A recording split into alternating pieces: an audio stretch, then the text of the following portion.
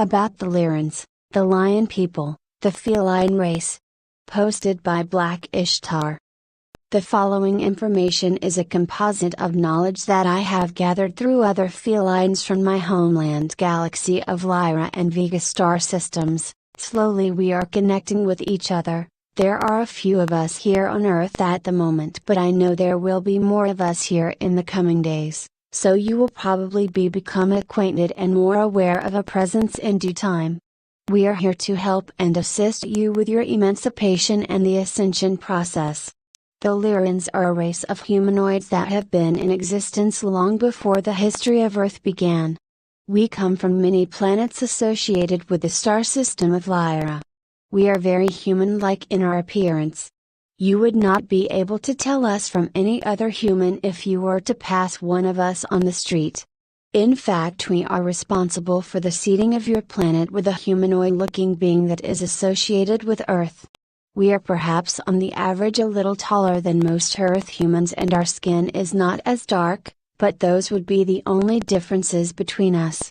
There is some information out there that says we are now Pleiadians, but that is in fact not true. We would be considered cousins to them in a manner of speaking, but we are not one and the same. We worked a great deal in conjunction with the Pleiadians in seeding efforts not only on Earth, but many other planets as well. In that respect we share a great deal in common with the Pleiadians. In fact, many Lyrans have lived many lifetimes as Pleiadians. We exist on a higher level plane of existence than Earth is presently on at this moment in time. In fact, we as a race have transitioned to this higher plane successfully in relatively recent times. This is one of the reasons we have a keen interest in Earth at this time because of Earth's own ascension process taking place now. This also is why there are many Lyrans incarnate on Earth at this time so as to be of assistance to the Earth and your peoples in this time of transition.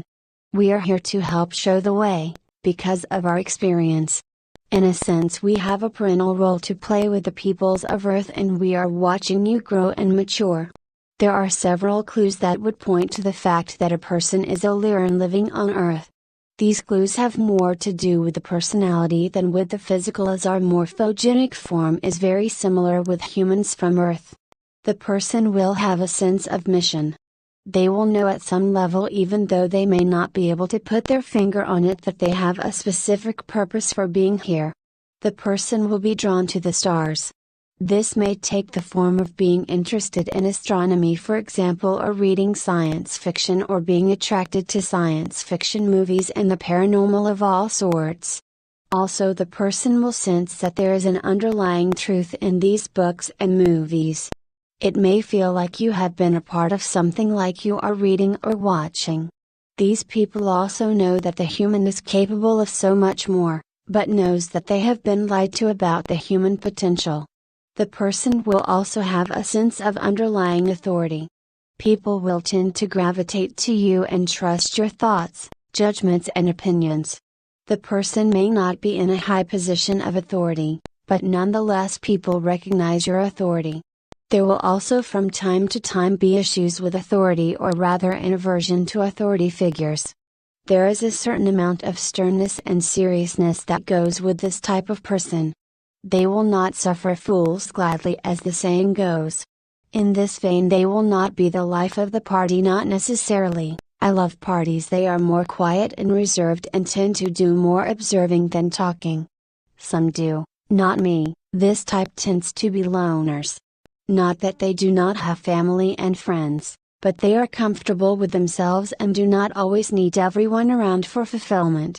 That is all for now, though we will have more to share in the near future. Description: the felines are one of the two primary races in our universe.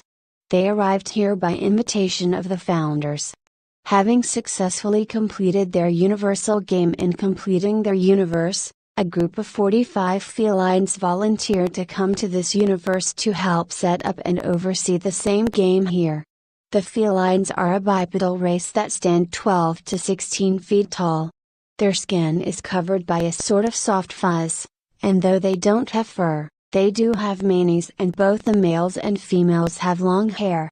Their eye color ranges from blue to gold and can change from blue to gold as they mature.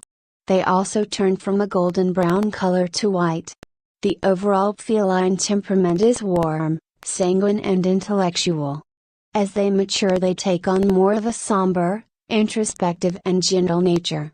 The elders are revered for the wisdom, compassion and insight. As a race they are extremely close and have a great sense of fair play. The females are revered and honored in equal status with the males, and true to the feline way, they are all very curious and inquisitive. As part of the universal game, the founders gave the felines a new planet in the Lyra constellation for their home. The felines named it Avon. Now this is not the exact pronunciation, nor spelling, but it is close enough. The real name cannot be translated into English. Avon was a paradise planet with mountains, lakes, streams and oceans. This blue planet was very much like our present Earth in form and variety of vegetation and life forms. When the felines arrived, they were in etheric form, and therefore, went through the stage of evolving a physical body in which to reside on the planet. After many millions of years they evolved the lion and other felines and began incarnating into those forms. As part of the plan, a portion of the original felines stayed in etheric form to provide guidance to those incarnating. They would be the equivalent of your modern-day Christos beings. Remember, this was a 3D planet and once the etheric felines incarnated they would fall under the veil of amnesia that is part of the workings of a 3D planet of free will.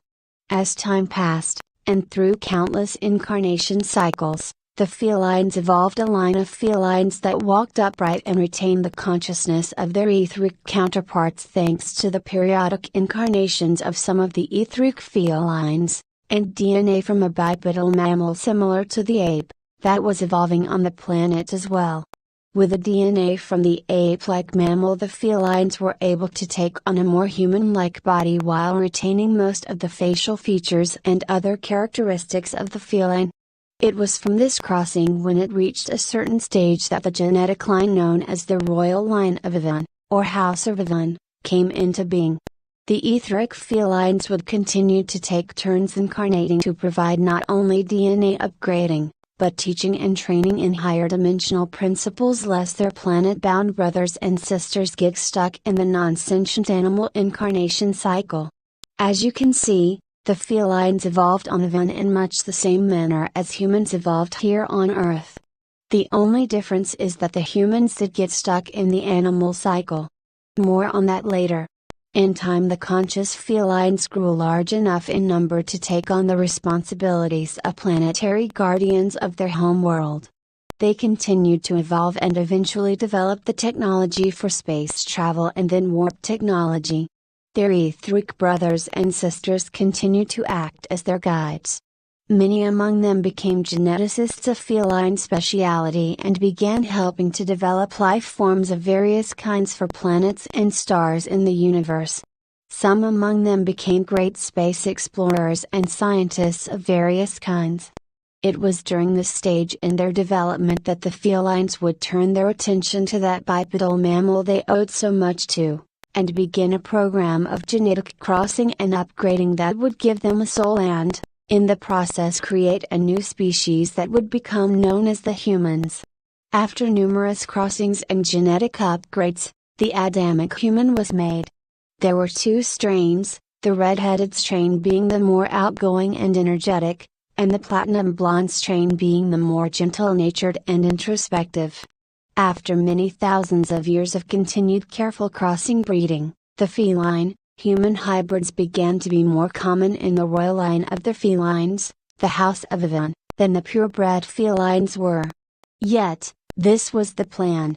In time the purebred felines would become the ancient ancestors of the humans with only their genetic traits as a reminder of the connection between them. And though the genetic relationship between the felines and humans has been forgotten by modern man, the felines remain in our consciousness as a regal creature, worthy of our respect and love. The felines remain the loving and supportive guardians of their genetic offspring, the humans. They have continued in this role through time and all dimensions of the universal game. Devon Feline is the reigning patriarch of the 9D Royal House of Avon, and a new human is the reigning patriarch of 5D Royal House of Avon at this time. After the Lyran Wars, our homeworld was one of the last standing against the old empire, the Ananuki, that took and devastated many systems. Our own world was destroyed in the end with billions still left there as only so many could be rescued. We were taken into many systems. Pleiades, the blonde-haired Nordic-looking Pleiadians are the Lyran ones, as well as Sirius, and Andromeda, and other systems as well. We exist in higher dimensions in these other systems as I have been shown living in a crystal city in the Pleiadian one once while doing a mediation. We are aspects of our higher selves, and on assignments. Lyran history. From what I've learned about these beautiful and optimistic peoples, this is the history of the Lyran, vegan race. Long ago the Lyrans came to our galaxy from another not far from this one, demonstrating their wonderful creative abilities of crafting and uplifting new species in Eden of the universe. They are a very peaceful peoples with an endless culture concerning their almost billion-year-old existence since their ascension. If it wasn't for them we wouldn't be here now, since they uplifted our own creators, the Pleiadians. And for several of years they continued this process of creation and as a result thousands of races rose into perfect balance and oneness with the universe alongside with the mighty and loving Lyrans.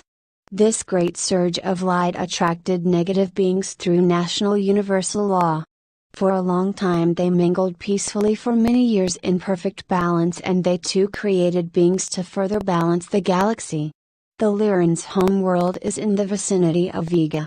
From what I know this beautiful planet is lush in both trees and plants and has an endless biodiversity. It is known to have many small waterfalls dotted all across the planet's land surface and this is where most vegan cities develop. Though I'm not completely certain, but have a pretty good idea of, that vegan priests wore tannish or green or dark purple robes with sometimes strange long capped-like hats. Otherwise most commoners also wore purple. The Lyrans are feline-like peoples that can range from 8 feet to 6 feet tall. Other Lyran groups can reach above 10 feet. They have wonderful towns and cities but many are very isolated or small due to the fact that they can only go so far until they could possibly hurt the environment around them like trees or animal species. So a large majority of these places were put upon grassy fields and oases.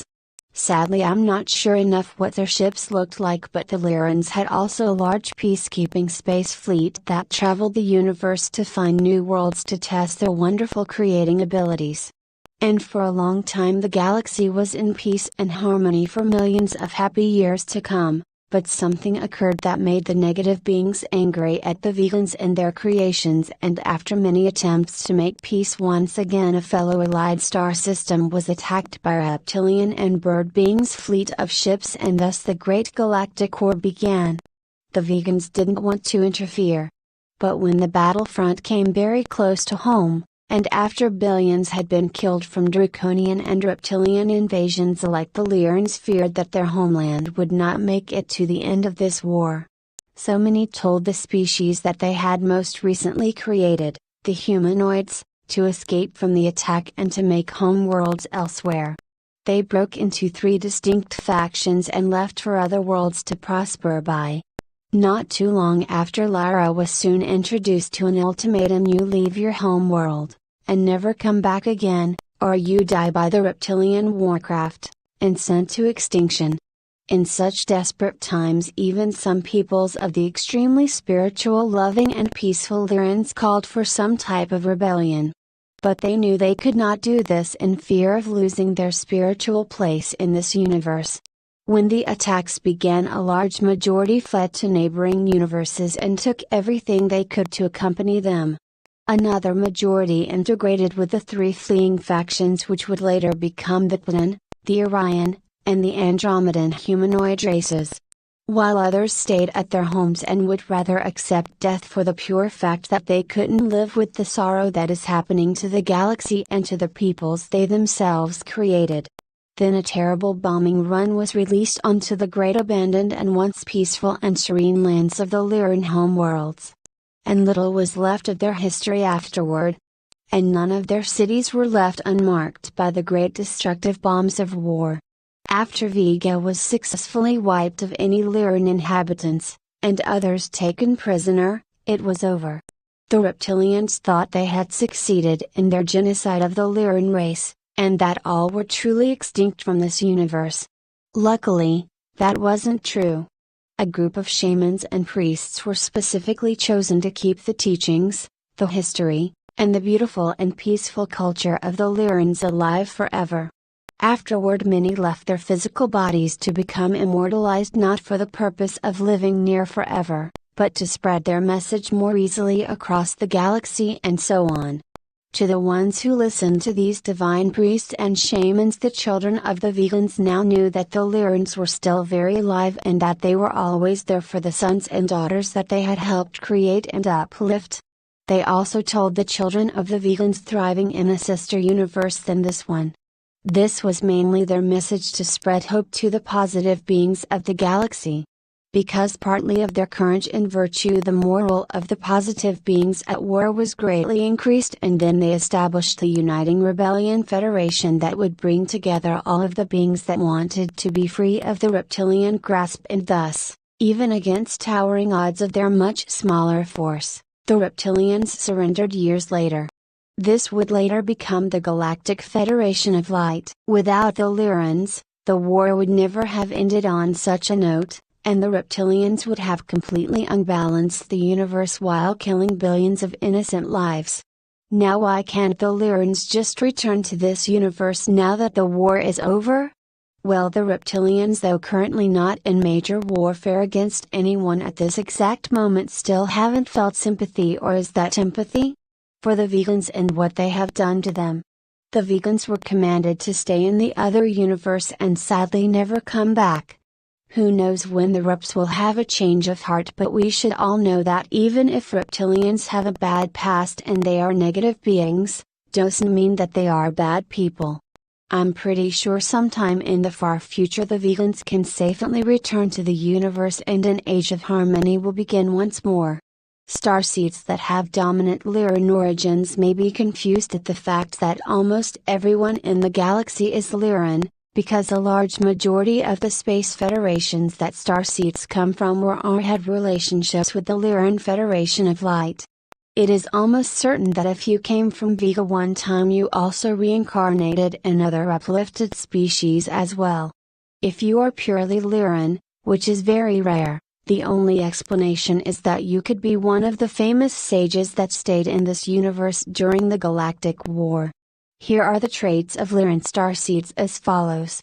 Vegans: those who have Vega as their planetary origin are self-sufficient, independent, proud and strong-willed. There is an outer smooth energy and appearance of strength and capability. Those from Vega tend to be knowledgeable in a wide variety of areas. They may be trivia collectors for information concerning their areas of interest. They have a variety of talents and capabilities, are quite creative and often have an ability to combine creative expression with intellectual expression.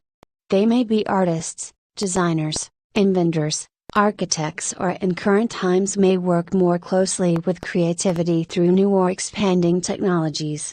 Their methods of working with technology will differ from many, as it is based more on feeling than on intellectual understanding. They do well at beginning projects, but less well at completing them. There may be lessons to aid vegans in learning self-discipline and willpower, or they may surround themselves with others who are supportive and will aid in the completion of projects and ideas. Those from Vega are travelers who seek variety, challenge and understanding of the many questions they have within. They may become bored easily. They tend to analyze, question and doubt all which they do not understand, does not meet their belief system, or simply does not feel right. Although quite willing to learn, change and grow, Vegans need understanding to occur on an inner level to allow opening within for change to occur. This understanding will not be of a practical, logical nature. It will be an inner comprehension that will be more a feeling that leads to knowing instead of a technical understanding. Most from Vega have a strong sense of responsibility, nurturing and caring. They may find fulfillment in working with children, those who are ill or in need of care and support. At times, however, they may be overly responsible for others, and may need to remind themselves of the importance of teaching responsibility, as well as being responsible. They may need to work with developing a stronger sense of feeling the integrity of others, as they may find themselves taken advantage of due to their caring nature.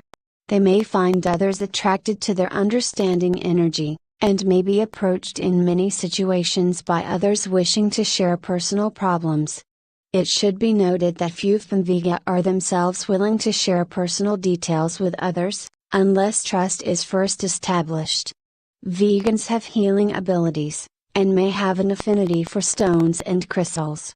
Many from Vega work in caring for others in the area of health care, either physical, mental, as teachers or in areas which allow freedom of creative expression. They have a strong need for time alone, privacy, and freedom from restrictions.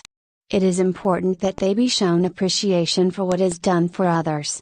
Those in personal relationships with vegans may at times be in need of more attention, and may feel somewhat neglected, due to their many interests and areas of focus. They may become so involved with caring for others, that they neglect personal needs and personal relationships. Starseed Origins. Much love to you all, Ishtar. An insight into the Lion People Part 2. The next Lion Man who one will quote from is a white lion man called Devon. He is one of the heads of the Galactic Federation.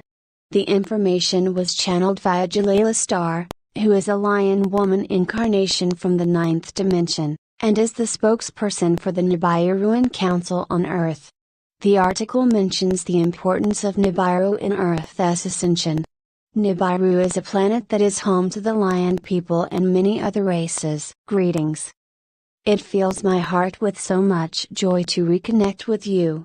My communication today is from myself and fellow 9D Nibiruans, your ancient ancestors, as well as the 5D Nibiruans, your parents. For those who are not familiar with either, a brief introduction follows. Who are the 5D Nibiruans? The Nibiruans are peoples from the planet Nibiru, the ones who created your physical form more than 262,000 years ago. The planet is quite large with 2 accompanying moons and a host of inhabited asteroids. Seen from outer space, it appears as a comet with a long tail filled with debris. That debris is actually 2 moons and a host of asteroids, motherships and spacecraft owned and inhabited by your galactic family. The Nibiruans are comprised of many species and races. There are several dimensions of consciousness among the Nibiruans. One could say the average level of consciousness within the general society is 5D, with their spiritual community being 6D. This due to the fact that the planet acts as a base of operation for the many worlds involved in the grand experiment on Earth. Though Nibiruans are diverse in race, culture and consciousness, they are united in their understanding of Earth and her role in the universe. Who are the 9D Nibiruans? I include myself in this group, are 9th dimensional time travelers and time healers from the ancient worlds of Lyra, Alpha Draconis, and Orion. We are grid workers and template makers who travel the timelines, interjecting ourselves at various points in order to help alter future events, always with the intent of keeping an ascension process on track. Having done so, we are genetically related to the peoples of many worlds beyond Lyra, Orion and Alpha Draconis. These include, but are not limited to, the worlds of Sirius A, B, and C, Arcturus, Andromeda, and the Pleiades. We call ourselves Nibiruans for several reasons. First, they are our descendants. Second, Our current project involves the ascension of their child race. Third and most importantly, this ascension could bring about the end of our universal game of soul evolution. The Nibiruans, being multiracial, created you with all the DNA codes of all species involved in the grand experiment of polarity integration, the universal game of soul evolution grand experiment. This means that along with becoming a new member of the galactic community, you also shoulder the responsibility of showing others how to achieve integration. As such, your graduation requires that you attain a level of consciousness beyond that of previous ascending worlds. With such an important and divine destiny, the highest and most experienced guidance is required.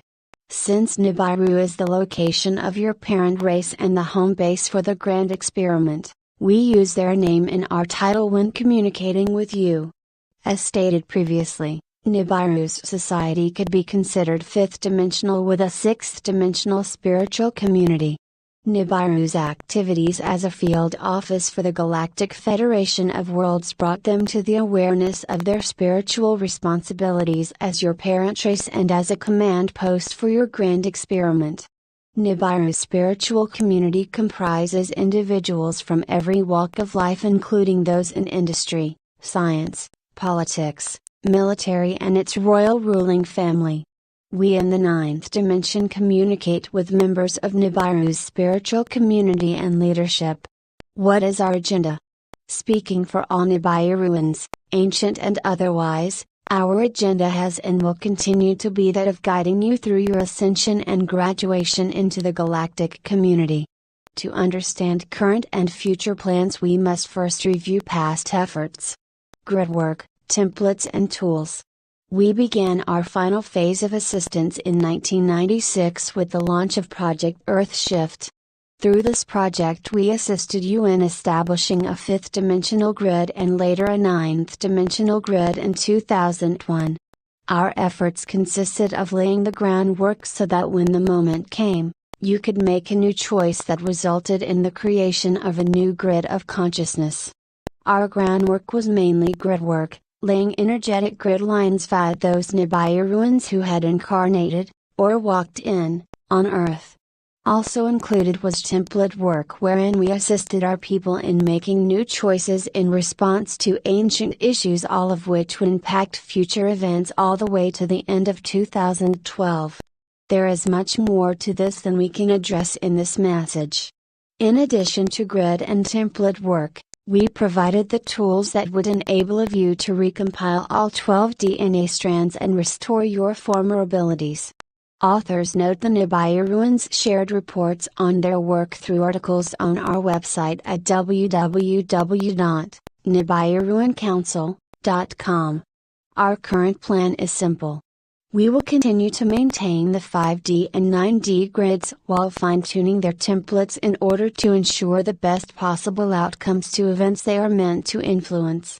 These include but are not limited to the minimization of Earth changes, the demise of old global political, financial and industrial systems and the establishment of new ones. This will require a new round of template making workshops to be held in specific locations.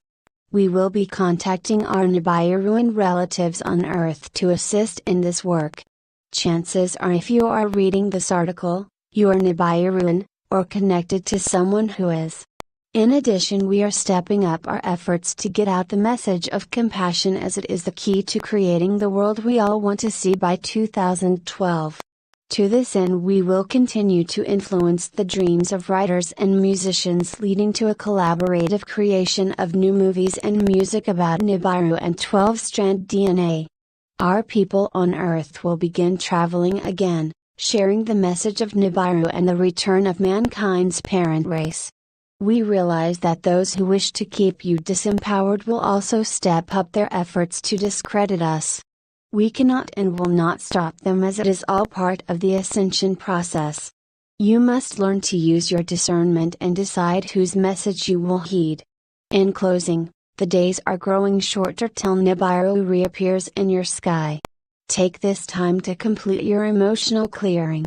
With our reappearance, and Earth's journey across the galactic equator, A new era begins. We the Nibiruans, your parents and ancient ancestors, look forward to welcoming you home and into the galactic community. Remember, you are the hope of the universe and the answer to our prayers. In service, Devon, head of the 9D Nibiruan Council, through Jalila Star. Here is some more information on Devon, authored by Jalila Star. Devon is the reigning patriarch of the royal house of Avon. He took on this role when our father, Shambhala, died during the First Great War on our home planet of Avon, in the Vega star system of Lyra. As such, this makes him the 9th dimensional head of the Nibiruan Council, taking over that post from our father as well. In this capacity, he resides as head of the council that oversees the intergalactic Nibiruan Council's activities in regards to Earth's ascension plan, as well as the evolutionary plans of other planetary schools in our galaxy and universe. Devon is a member of other federations beyond our Galactic Federation. You could liken him to a kindly king of a powerful country who is involved in the affairs of other countries, offering leadership skills and assistance of all kinds. Devon has many soul fragments, multidimensional selves on other dimensions and lifetimes. A few of these lifetimes have been on Earth. One in particular was during the time of Camelot and Avalon, the lifetime that many say was not real, but we know differently. Devon is a warm, caring and jovial being. He repeatedly advises me on his pet peeves, of which one is the importance of attention to details and the other is in the use of analogies. He is a master at using analogies to explain higher dimensional multidimensional information, and he encourages me to do the same.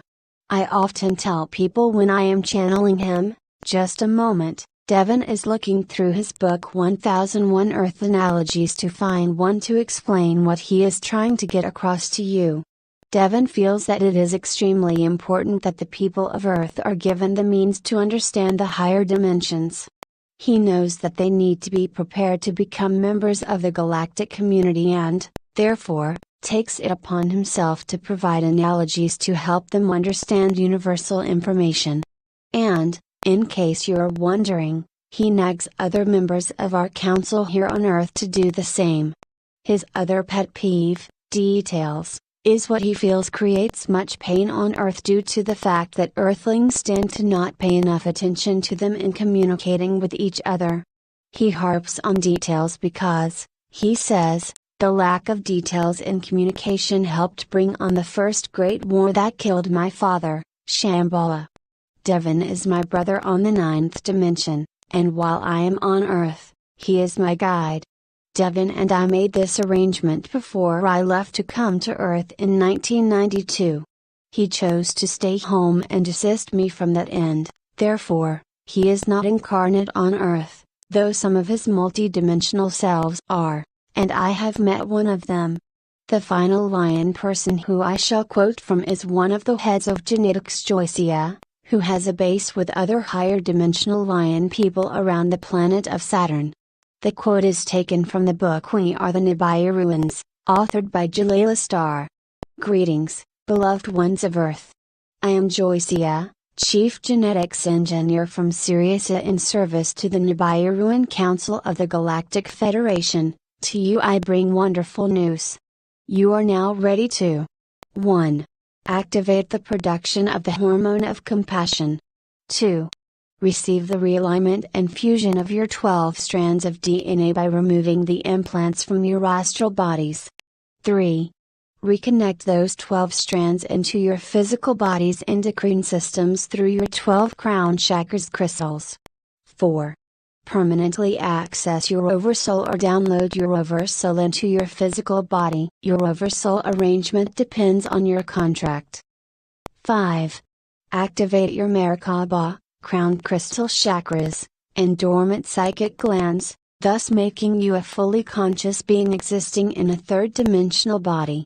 Fully conscious means being able to receive transmissions 24 hours a day, from incarnate beings in the dimensions beyond third dimension. You will know what we mean when we say living in the third dimension but not being of it. We are very excited to be of service to you in this long-awaited endeavor. Through the process of DNA recoding, reconnection and reactivation, RRA, you will regain the full powers of a multidimensional human. 10 of your 12 DNA strands were disconnected long by your Pleiadian parents, the Nibiruans, so that your spiritual growth would catch up and move ahead of your technological growth, thus removing the possibility of destruction at your own hand. To the starseeds and walk-ins, yours is a path of awakening. You came from the future back into the past to affect the outcome of earthly events and assist the heirs to the planet the Earth Sirians. This, of course, means accepting your soul contract for your lifetime and fulfilling it. And that concludes my quoting from Lyran People. In order to truly imbue the reader with a complete and precise insight into the Lyran People, I have decided to include 2 articles written by Jalila Star. The first is a brief description of the higher dimensional Lyran people. The felines are one of the 2 primary races in our universe. They arrived here by invitation of the founders. Having successfully completed their universal game in completing their universe, a group of 45 felines volunteered to come to this universe to help set up and oversee the same game here. The felines are a bipedal race that stand 12 to 16 feet tall. Their skin is covered by a sort of soft fuzz, and though they don't have fur, they do have manes, and both the males and females have long hair. Their eye color ranges from blue to gold and can change from blue to gold as they mature. They also turn from a golden brown color to white. The overall feline temperament is warm, sanguine and intellectual. As they mature they take on more of a somber, introspective and gentle nature. The elders are revered for the wisdom, compassion and insight. As a race they are extremely close and have a great sense of fair play. The females are revered and honored in equal status with the males. And true to the feline way, they are all very curious and inquisitive. As part of the universal game, the founders gave the felines a new planet in the Lyra constellation for their home. The felines named it Avon. Now this is not the exact pronunciation, nor spelling, but it is close enough. The real name cannot be translated into English. Avon was a paradise planet with mountains, lakes, streams and oceans. This blue planet was very much like our present Earth in form and variety of vegetation and life forms. When the felines arrived, they were in etheric form, and therefore, went through the stage of evolving a physical body in which to reside on the planet. After many millions of years they evolved the lion and other felines and began incarnating into those forms. As part of the plan, a portion of the original felines stayed in etheric form to provide guidance to those incarnating. They would be the equivalent of your modern-day Christos beings. Remember, this was a 3D planet, and once the etheric felines incarnated they would fall under the veil of amnesia that is part of the workings of a 3D planet of free will. As time passed, and through countless incarnation cycles, the felines evolved a line of felines that walked upright and retained the consciousness of their etheric counterparts thanks to the periodic incarnations of some of the etheric felines, and DNA from a bipedal mammal similar to the ape, that was evolving on the planet as well. With the DNA from the ape-like mammal the felines were able to take on a more human-like body while retaining most of the facial features and other characteristics of the feline. It was from this crossing when it reached a certain stage that the genetic line known as the Royal Line of Avon, or House of Avon, came into being.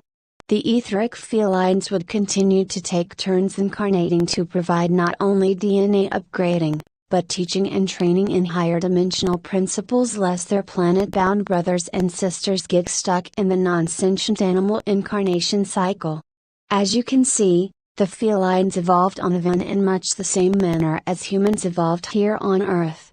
The only difference is that the humans did get stuck in the animal cycle. More on that on the Universal History page. In time the conscious felines grew large enough in number to take on the responsibilities of planetary guardians of their home world. They continued to evolve and eventually developed the technology for space travel and then warp technology. Their etheric brothers and sisters continued to act as their guides. Many among them became geneticists of feline speciality and began helping to develop life forms of various kinds for planets and stars in the universe. Some among them became great space explorers and scientists of various kinds. It was during this stage in their development that the felines would turn their attention to that bipedal mammal they owed so much to, and begin a program of genetic crossing and upgrading that would give them a soul and, in the process, create a new species that would become known as the humans. After numerous crossings and genetic upgrades, the Adamic human was made. There were two strains, the red-headed strain being the more outgoing and energetic, and the platinum blonde strain being the more gentle-natured and introspective.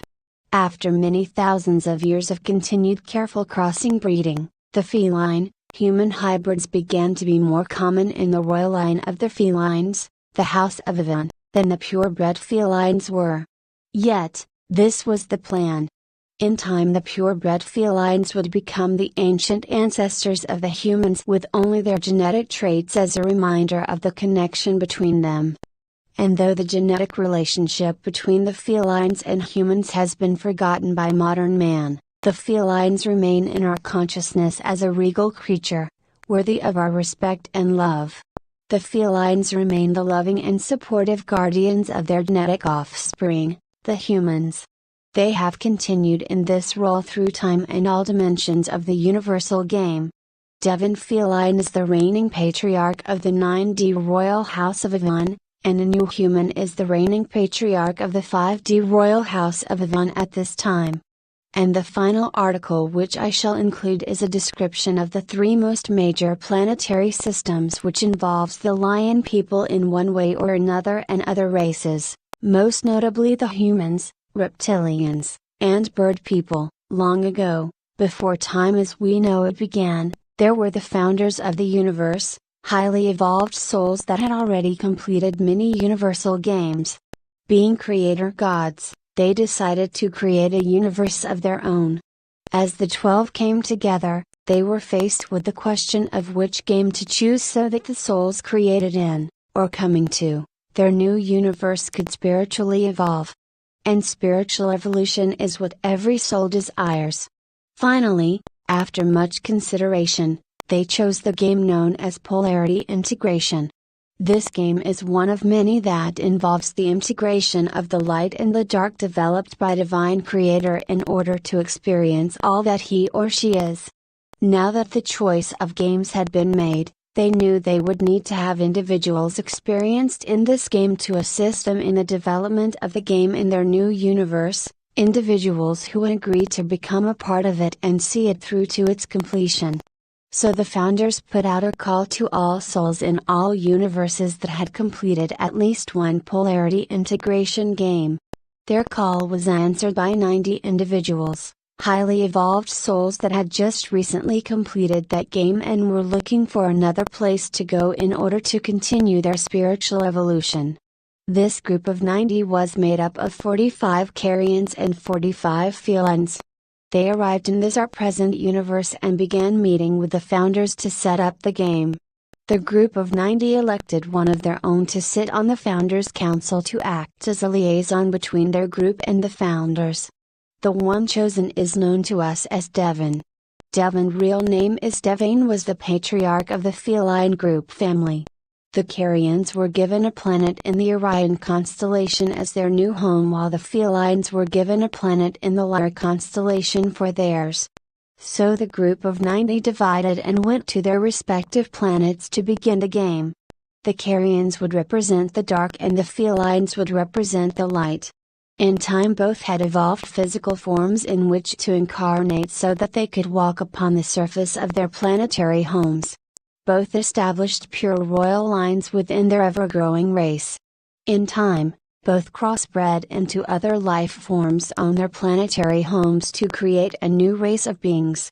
And then, when that new race had become an established part of their respective societies, the Carian, reptilians arrived in the Lyra constellation and colonized a neighboring planet of the feline, humans. In doing so, they were now ready for the first grand experiment of integration. We call it the first Earth Grand Experiment. This first grand experiment occurred on a 3D planet just like Earth, and it was the home of the felines, humans. As their technology advanced, the feline, humans learned how to create wormholes and achieve space travel. Soon both races were traveling back and forth, visiting each other's planet. The two groups were now reunited again, but with many new people, their offspring, involved. Over time they began to mix with the two royal lines, intermarrying to form alliances. All went well for some time. Through the mixing of the races, new races were created and soon a caste system developed. There was the royalty, the priestly caste, the scientists, and the military.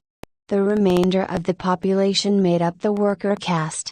I am still not completely clear as to all that transpired to create the rift between the two royal families that brought about the first great galactic war, but I do know this: it was due to a lack of communication involving some details. Someone communicated with someone else regarding something but neglected to include all the details. I am told it was regarding an alliance. They were not completely clear on the details of the agreement. So feelings were hurt, leading to feelings of mistrust, and then it began to steamroll with the feline, humans launching the first attack against their reptilian neighbors. Backing up a bit, before the Great Galactic War, there were some minor wars of a much smaller scale between the two houses. This, I am told, is when my father, Shimabala, and Jaha's father, Kobazar, were killed. We were all teenagers, still wet behind the ears when our fathers died. Up until this time we were all very close to each other. I have recalled memories of visiting Jaha in his favorite cave and playing for hours together. These memories are filled with warm, loving feelings. Now, as we take on the mantles of leadership, we are instantly pitted against each other to some degree, even though the war which killed our fathers is over and my marriage to Jaha is the part that seals the alliance that brings peace to our families. And even though another war breaks out, we do not war with each other, trying to keep our personal connections to each other out of the chaos that continues around us. Second Earth Pleiades. Toward the end of the First Galactic War, with the destruction of our planet, my brother Devon, myself and Jaha fled along with a large group of people on one of our last remaining starships, Pleiadian. We eventually settled in a new cluster of stars later to be known as the Seven Sisters, the Pleiades. We lived on this ship and spent much of our time establishing a colony on the planet's surface. We called our new home Avan after our original home. It was a beautiful blue planet, much like our previous one, with 2 suns. Life progressed and so did we. Cities were built, civilizations came and went. Eventually we left the planet to those who came with us. We became the ancient ones to them, the original founders of our civilization on that planet. But as usual, with time the facts became distorted so that the written history no longer reflected the actual events. In time this planet became known throughout the cosmos and other civilizations came calling, some just curious and others with an agenda to conquer. The inhabitants of the planet had evolved to the level of space travel, a little beyond where we are today. They had evolved beyond disease and social disparity and created a unified government, but also an almost hive mentality. Everyone thought and acted as one, but in their actions did not express the dark side of their natures. They only expressed their lighter side as this was the social norm. The people had become spiritually stagnant, unable to progress due to their choice to suppress their dark side, masculine side, and use their 3 lower chakras. As a result, they, on an unconscious spiritual level, called forth a race who were their polar opposite to move them out of this stuck position. At first this race came speaking of peace, but soon realized there was more to gain from taking over the planet than trying to cooperate with a race of people they could not for the life of them understand. It took many years, but in time their true agenda was revealed through the efforts of the resistance movement. Once the word was out and all attempts at negotiations failed, the humans launched the first attack to try and drive this race away from their planet. In their ongoing efforts to fight off their enemy, they managed to destroy their planet. The survivors fled to many places in the galaxy and eventually established colonies on other planets. Third Earth, Pleiades, our current Earth. So here we are today, in another ascension process. The first two Earths never made it through an ascension. I believe that many of us here on Earth today were on the one or both of the previous Earth experiments. And due to the wisdom we have accumulated from our experiences, will successfully ascend ourselves, Earth's people, and the planet. What we lacked before was compassion and acceptance of others different from ourselves. We have learned that polarizing to the light or the dark does not allow us to feel compassion and maintain peace.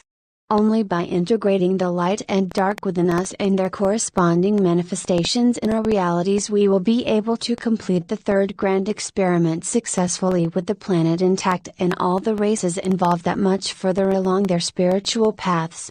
Excellent confirmation of this was provided with an outrageously informative and phenomenally spectacular 80s cartoon known as the Thundercats. Indeed, many readers may recall the sight of the great red-headed lion man, Lion-O, waving his sword of omens, and his fingers over the nose-talking cat, Snarf. Or the fat, corpulent reptilian Slith who spoke with a reptilian lisp. Interestingly, the main writer of the Thundercats is another star, by the name of Leonard Starr. And when the Thundercats fled their destroyed planet, Thundra, they did so in a vast spaceship. They arrived on a planet called Third Earth. And the Thundercats, who primarily consisted of a lion man, a tiger man, a cheetah woman, and a panther man, were followed by a group of so-called mutants who traveled in warships. They were mostly reptilian humanoids. Later in the series, there was an exceedingly clever character featured known as the Vulture Man. He became the reptilians' greatest asset. Again, this was superb confirmation of the themes just outlined. So, to recapitulate the theme of the article, there are quite clearly an advanced race of sentient, humanoid felines in the universe. And, furthermore, such beings obviously are fundamentally connected to humans. Though the purpose of this article was to provide an insight into the lion people, perhaps one has provided an even greater insight into humans and their current situation, and indeed other galactic beings too. A final note, as if to take the piss, synchronicity speaking, I came across a hilarious article in a paper today, so ludicrous that I will refrain from mentioning names for the sake of not wanting to humiliate the author of the article, who may well deeply regret the words written in the years to come. Basically, it was the usual close-minded, ultra-skeptical, prevailing mentality amongst so-called academics and scientists. The article preposterously and ridiculously pontificated that the most terrifying possibility was that we are alone in the universe. I nearly spat my breakfast out with disgust. And, the basis for such an erroneous conclusion was that there is not a shred of evidence which proves the existence of extraterrestrial life. Well, millions of sightings of spaceships, and countless photographs and videos of such ships, which can make maneuvers that no earthling craft can, or that can disappear, surely constitute as evidence for the existence of spaceships. After all, the sight of an airplane proves the existence of an airplane, so why does the sight of a spaceship not prove the existence of a spaceship? And, furthermore, to use the close-minded one's own contradictory and nonsensical so-called logic, are we to believe that because a human has wrote an article it proves the existence of either he or she? If we are, then, may I be so outrageously bold as to say, that could we not apply the same definition of proof to our feline friends, just this once? Surely, vivid descriptions of home worlds and word after word of detailed information, and highly thought-provoking concepts of human civilization and its many faults and hardships clearly delivered by an external source, constitutes the same proof of the existence of a feline author as the proof of a human author to the newspaper article which I have just outlined. How do I come to such a conclusion? Any truly awake and spiritually evolved being can automatically detect the true author of any segment of information, and, this is the proof which our close-minded humans on Earth cannot possibly hope to attain, because they are in denial of the veracity of the existence of extraterrestrials and their minds are so closed that they cannot see the evidence that is before their very eyes. I hope I have proved my feline point. An Insight into the Lion People Part 1. In this article I shall inform the reader about an ancient extraterrestrial race known as the Lion People. I shall provide both my own knowledge of such a race and numerous examples of the existence of the Lion People in various books. Having underwent hypnotic regression and uncovering galactic memories via one's higher mind, one can say that one has had lives as various feline humanoids. So, I am able to say that I do possess first-hand knowledge and experience of the existence of the aforementioned race. Please bear in mind that hypnotic regression is not always perfectly accurate nor personal recollections, due to the brain sometimes misinterpreting higher information. However, the general themes of the article certainly are veracious as they are confirmed by many different sources. My most notable feline incarnations took place in the constellations of Lyra, Sirius, and the Pleiades.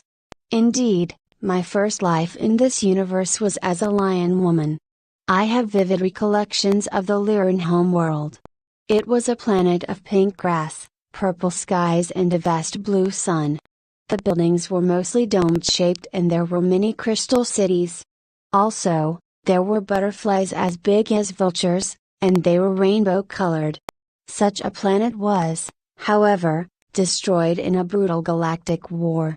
My Sirian incarnation was on a planet with two suns, one blue and one yellow. The grass was both purple and blue and the sky a combination of green and pink. I was a lion woman in that life and I was a Galactic Federation teacher who taught reptilian and lion children.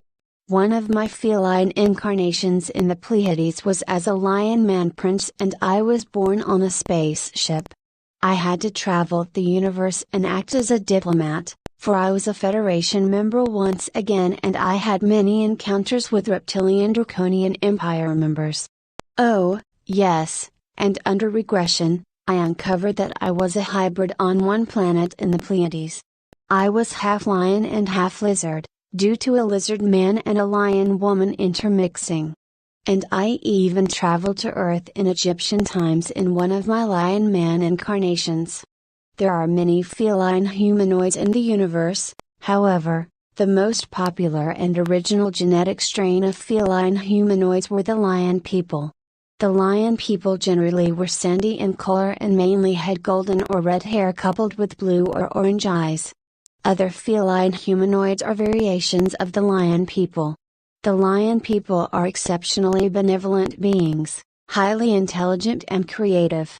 They are also immensely strong. They can be great galactic warriors when they have to be, and the only battles they fight is to either protect themselves or other beings in the universe. There are tiger people, panther people, cheetah people, leopard people, lynx people, and exotic cat people which resemble nothing on Earth. An example of this is a strain of feline humanoids which have cat features but which possess triangular markings and are blue in color. The cat people, originally arrived from another universe with a group of bird people. And the two races went on to create other races in this universe. Most notably the feline people created humans in the constellation of Lyra, some 8 million years ago, and the bird people had created reptilian humanoids many millions of years earlier, as I chronicle in my Reptilian, Human Galactic History and Current Situation article. Now then, forgive my brief digression. The Lion people, and when I say Lion people, I include all strains of feline humanoids, who are variations of the Lion people, eventually settled in Sirius after a brutal galactic war with reptilian humanoids and bird humanoids which resulted in the devastation of the humans' home planets in Lyra. Though, during their galactic travels the Lion people had colonized other worlds, most notably in the Pleiades. The Lion people eventually colonized a planet that orbited the Great Sirius, a star in the constellation of Canis Major. On this heavenly planet of transcendental magnificence, the felines delightfully and tranquilly basked in the picturesque glory of their divine planet. Their society was a world of peace, benevolence, and understanding for their fellow beings. There was no wars, sickness, disease, perversion, greed, avarice, or any of the hideous darkness which is often found on Earth. The Lion people, who sought to share their divinity with others, helped to form the Galactic Federation with various galactic humans 4.5 million years ago. Being the good-hearted felines that they are, they did not want to hoard their godly way of living to their one planet. As I said, their desire to share their benignity and benevolence with others, resulted in them doing just that. And, so, many Lion people eventually traveled to Earth, approximately 1 million years ago. And, during such a time, Earth had been invaded by reptilians from the Draconian Empire. A war ensued between the felines and the reptilians once again. The reptilians were driven underground. However, many humans had willingly turned to the dark and had brought about their own destruction, hence the demise of Lemuria and Atlantis, some 13,000 years ago. As the humans had generally brought such darkness upon themselves, they had to collectively experience the karmic ramifications of their own darkness as they have for the last 13,000 years. Despite this, however, the Lion people still worked with Earthlings who sought to better themselves both spiritually and physically, as did galactic humans who were closer comrades of the Lion people. The evidence for the Lion people can be found in Egyptian hieroglyphics and statues and stories of Egyptian gods and goddess. Some notable examples of this are the great feline humanoid goddess, Bastet, and her lion sun god, Mos. Other Egyptian examples of Lion people gods and goddess are Sekhmet, Wadjet, Sekhmet, and Tefnut.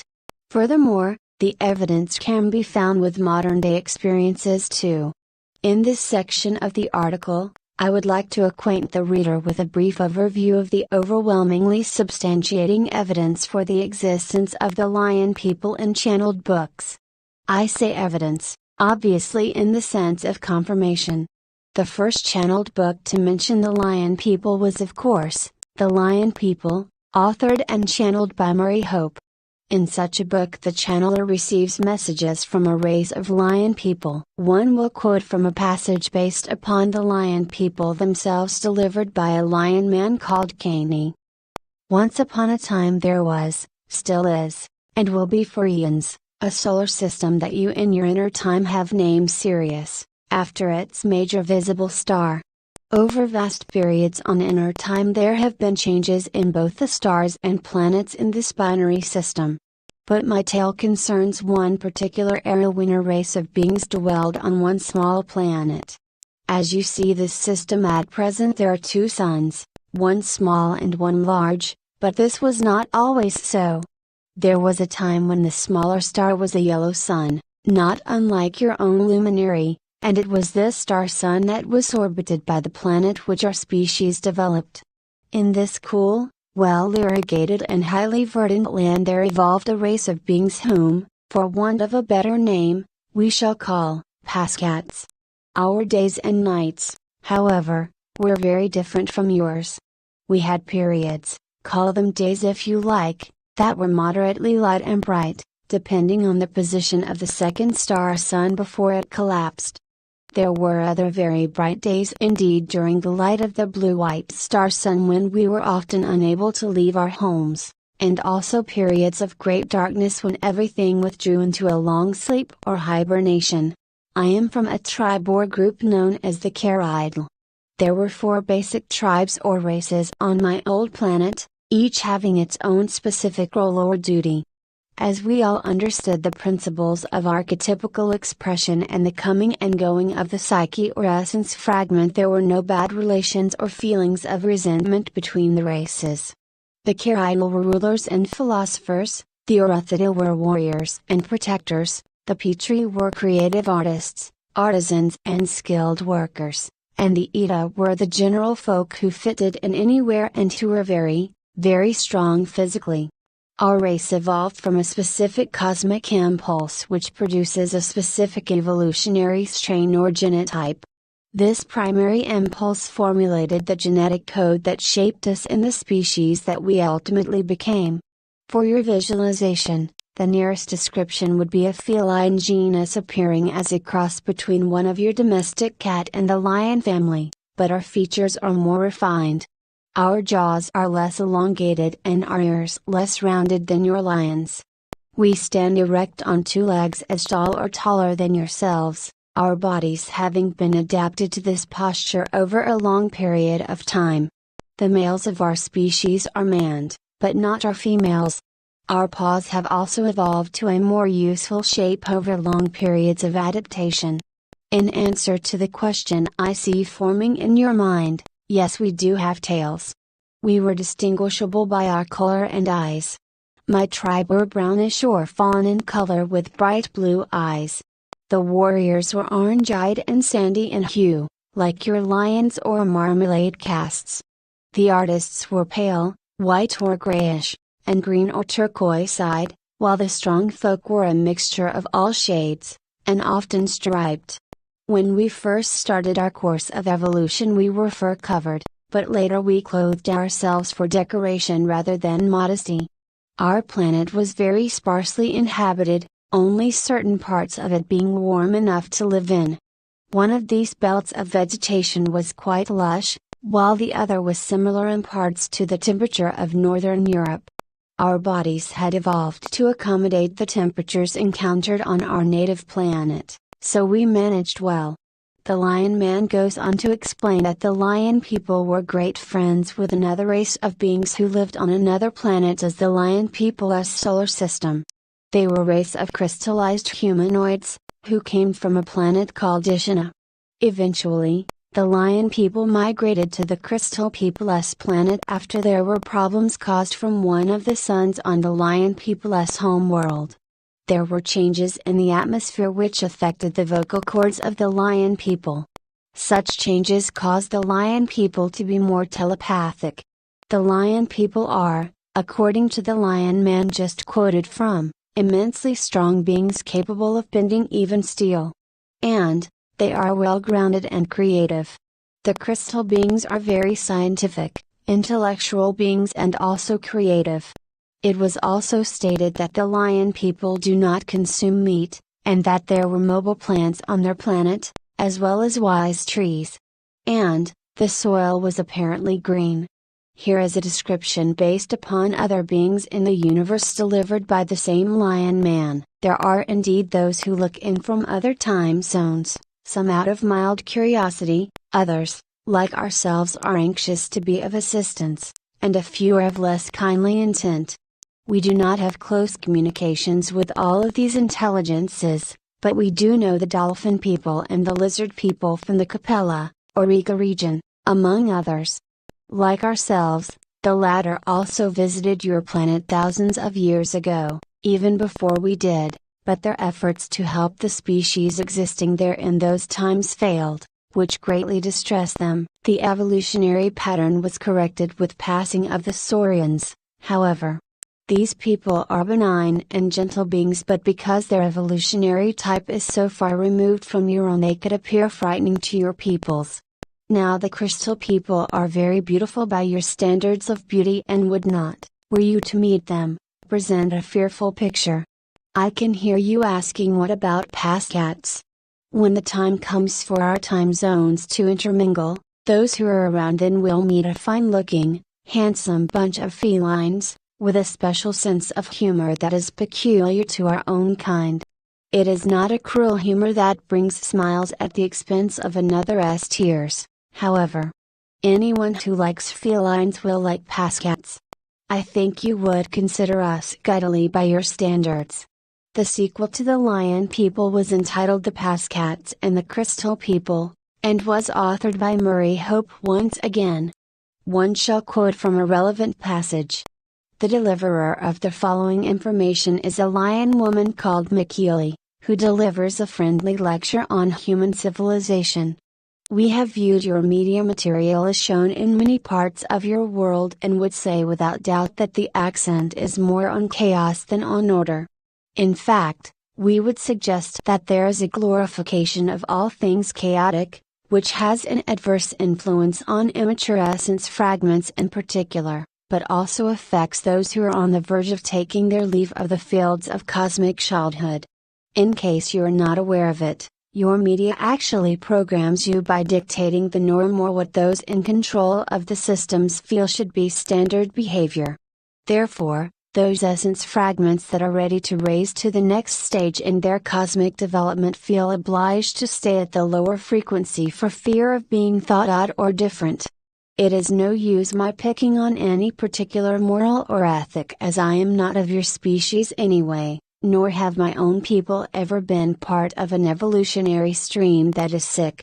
The glorification of vice, deviations of all kind, violence, cruel competition, the degrading of your females and many, many more attitudes and practices that would not form part of your norm were your species and the planet as a whole on its current evolutionary path, are symptomatic of the malaise which blinds you to the light of cosmic truth. I would not waste my channel's time outlining the way you would all feel were you cured of your sickness. I fear it would be dismissed as boring, no fun at all and not natural. I regret to say that compared with the behavior of hominoids of similar evolutionary status in other parts of the universe, it is you who are unnatural, since you delight in abusing natural cosmic laws. The next feline humanoid who one shall quote from is a cat woman from Sirius who works on a zoo ship for endangered animals in the universe. She is called Tashaba and she mentions the prospect of Earthlings mingling with extraterrestrials and the changing of human genetics. The book quoted from is entitled, Songs of the Arcturians, authored by Patricia Pereira. If you closely monitor the skies for signs of increasing starship activity, you will be exceedingly gratified. Earth herself glimmers ever so much brighter now that the melodious tones of her pulsating energies are beginning to adjust to the more delicate vibrato of the sweeter celestial hums. I purr in my realization of that which is absolute. I note, to a dawning future and visualize the people coming upon the starships. I am able to clearly see that there will come a time when we will welcome you among us. By the loving touch that is, I do embrace the universe of my birth. By the sparkling lights of the galaxy that is my home do I send my delight forth as a gift to you. DNA patterns basic to all planetary life are really third-dimensional projections of fourth-dimensional ethereally aligned light.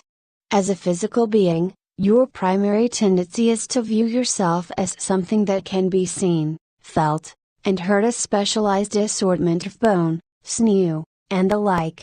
Nevertheless, the basic ingredient from which you are formed is essence of soul. You are a spiritual being temporarily residing in a physical body maintained by an astral body, an emotional body, a causal body, a mental body, and a succession of continuously refining elements quite beyond our ability to adequately describe. DNA helix strand are the glue that attaches your physical body's cells to your light energies, or spiritual substance. Your physical body is patterned on a reflection of your spirit body. Does it not stand to reason that your human body was fashioned upon structures of light? If you can view yourself in this manner, you will understand that alternative DNA is not a weird or mysterious happening but simply an initial step to prepare you to ascend into resonations of refined light. The miraculous feat of providing a spiritual being with a material body is accomplished by downloading etheric DNA graphics into a sort of third-dimensional holographic printout. To aid in understanding the dynamics of this unique process, simply imagine an extraterrestrial humanoid figure shaped from light. When this image is clearly defined, surround your creation with a physical body. Behold! You have created a human being. Many multidimensional telepaths have received the following information in preparation for ascension. The human body will be provided with an additional 12 or 13 DNA strands. The expanding number of physical strands marks the beginning phase of your physical merger into contours of light. The third strand will provide you with the Christ essence, a cosmic indicator that, as soul, will give you the ability to ascend into matter at will and to reascend as spiritual light. This strand is a multidimensional ladder you will use to limb up and out of your physical body, enter and pass through your astral body, and exit into the realms where you will permanently integrate your light or spiritual body. The writer of this article will now quote from a marvelous, but rare book entitled Alcheringa, authored by Valerie J. Barrow.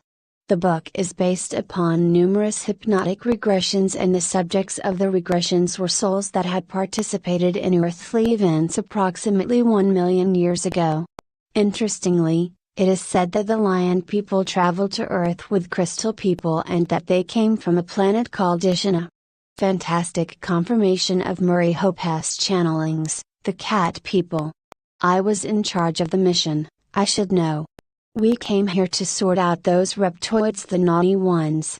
Most of the time they think they are right. They are like lions, they have a huge lion energy. These half-man and half-animal bipeds come from different planets. God's creatures, generally speaking, start out pure as babies do. Then they become corrupt as they develop. We, on the other hand, are devoid of all evil. So, if there is a problem in the galaxy, we go in and sort them out. Cosmic cops, that's what we are the governors of space. In fact, we are the kings of space. The next book I shall quote from is called Jason, My Indigo Child, and is authored by Ann Andrews. Apparently, a lion man spoke to her through another human's body. It was a being, well over 6 foot tall, dressed in loose-fitting clothing. I had time to notice a large gold-colored buckle within the clothing. He was a very strong, powerful being, and his face was lion-esque in its features. It was pale gold in color with a wide but flat nose and prominent nostrils. His mouth was small but otherwise ordinary, and he had a great shock of bright golden hair, a lioness mane falling in an unruly mess over his massive shoulders. His eyes couldn't be seen, he kept them focused towards the floor the whole time. Eleanor had closed her eyes again, and I then realized that the words were being spoken by him, but they were coming from her mouth. He had a wonderful way of speaking, very deep, but soft and calming, and I wanted to hear what he had to say.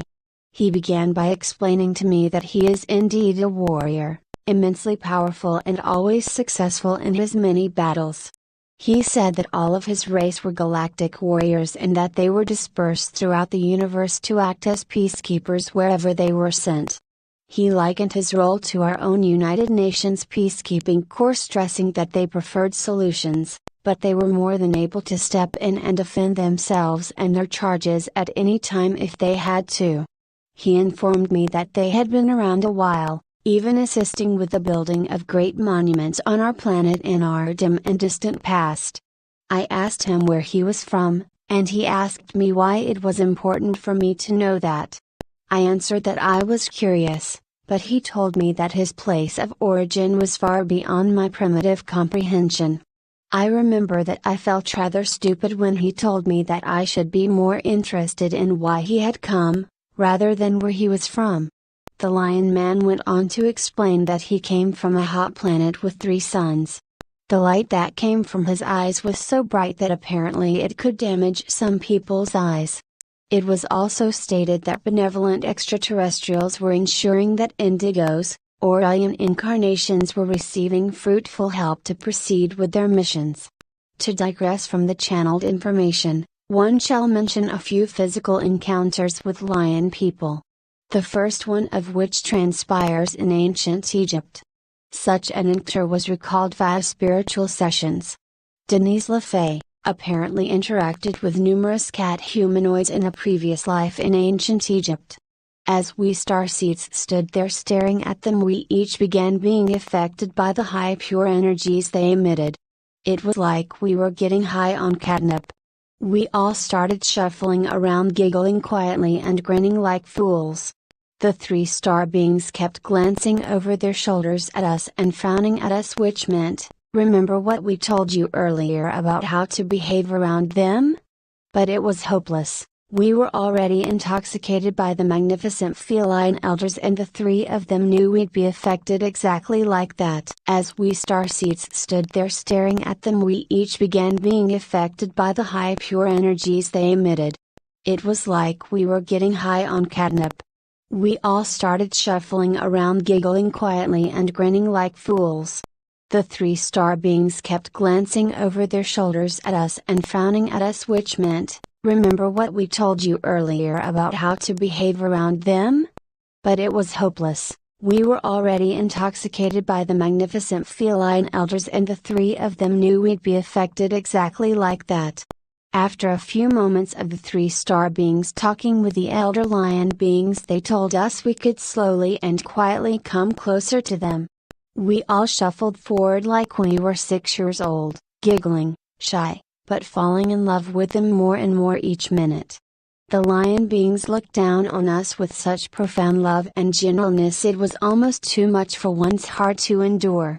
They were our ancient beloved great-grandparents from Sirius, and we starseeds fell deeply in love with each of them that day. These giant lion beings from Sirius opened their arms to us starseeds, and we all fell into them and almost melted. We fawned, we petted, we cried, we attached ourselves to each of them. I wrapped my arms around the one front male elder and buried my face in his fur and never wanted to let go. My head only came up to just above his belly. They were that tall compared to us. They emitted nothing but the purest and highest love I'd ever experienced, and it was intoxicating being within their space, within their presence.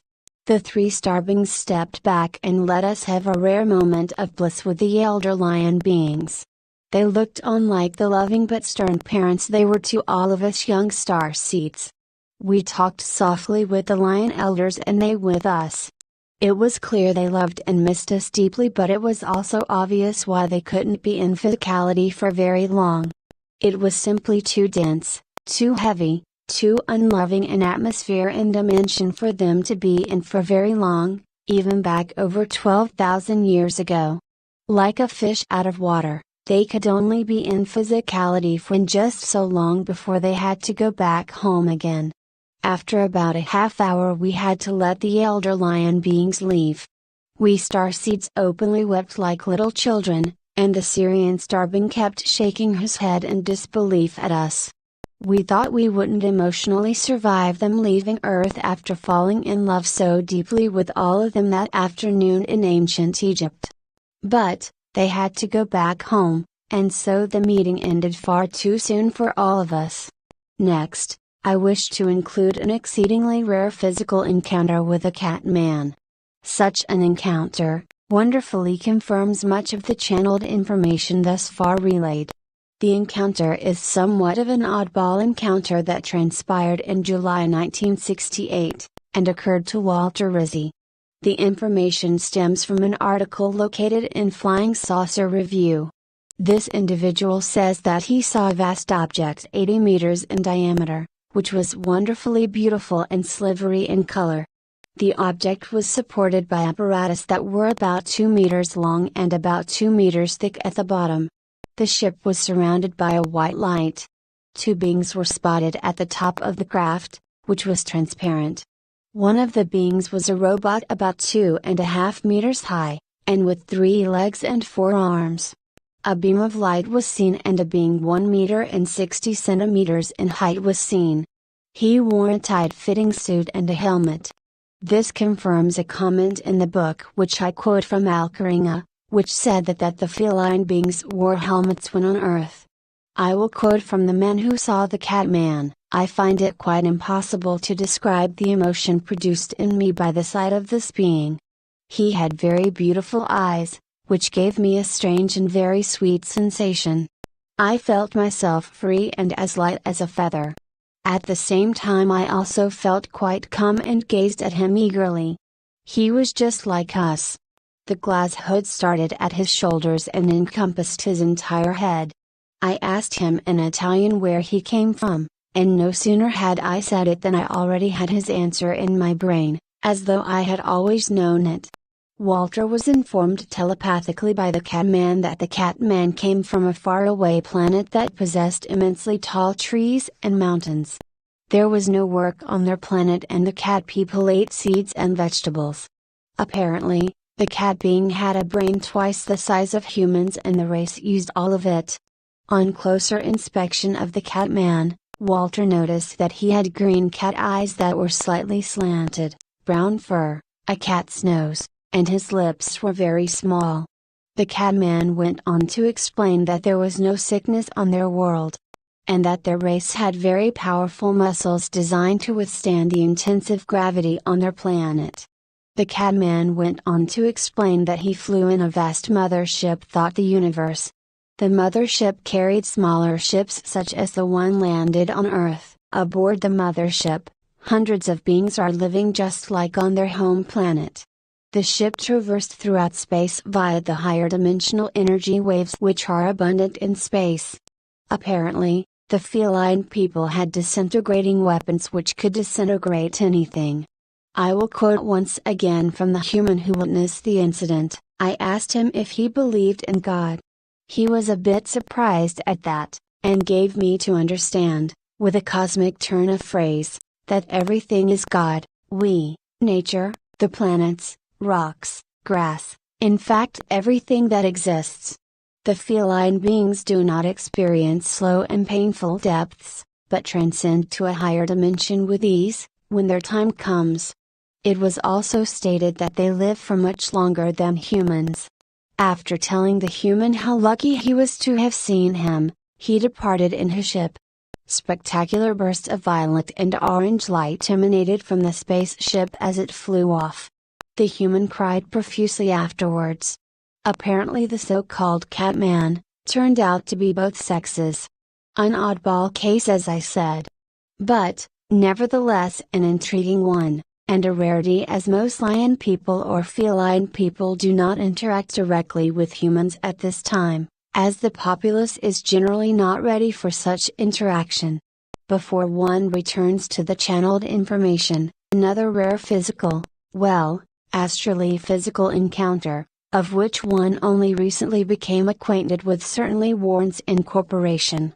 A man by the name of James Gilliland, apparently had the pleasure of astrally traveling into a feline-operated spaceship. I will paraphrase from his remarkable YouTube video. On one of my travels, I went out of my body and ended up on a ship. In the ship were all these diverse beings. Such beings are present upon many of the mother ships that abound in Earth's skies. An amazing cat being spun around, out of her chair and gave me a big hug. I felt an incredible sensation of love. Like a long-lost brotherly love, or a reunion love.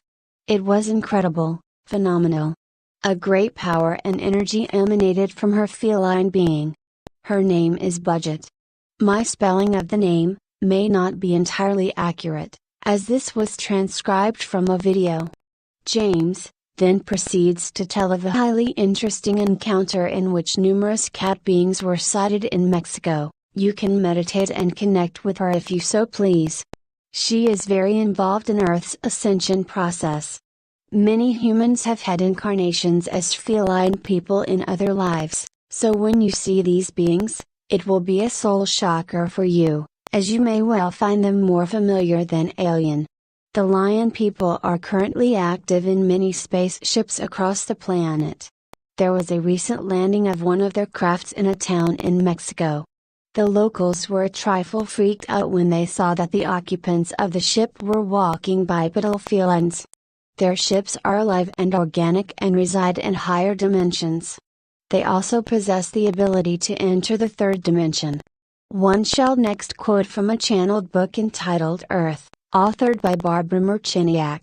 Beings from the Pleiades have this to say about the lion people and cats: some of the animals here are utilized as transmitters. Your cats are direct transmitters of information to a species of consciousness that uses the cats to monitor you. In ancient times upon your planet, it was in vogue in many cultures to have a lion or other large cat next to the ruling entity. These animals were always there. Look at the ancient statues all over the planet and what do you see? Lions.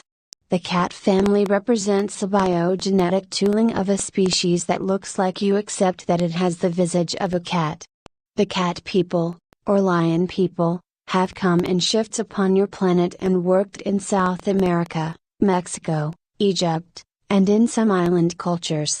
Statues have been built to honor them.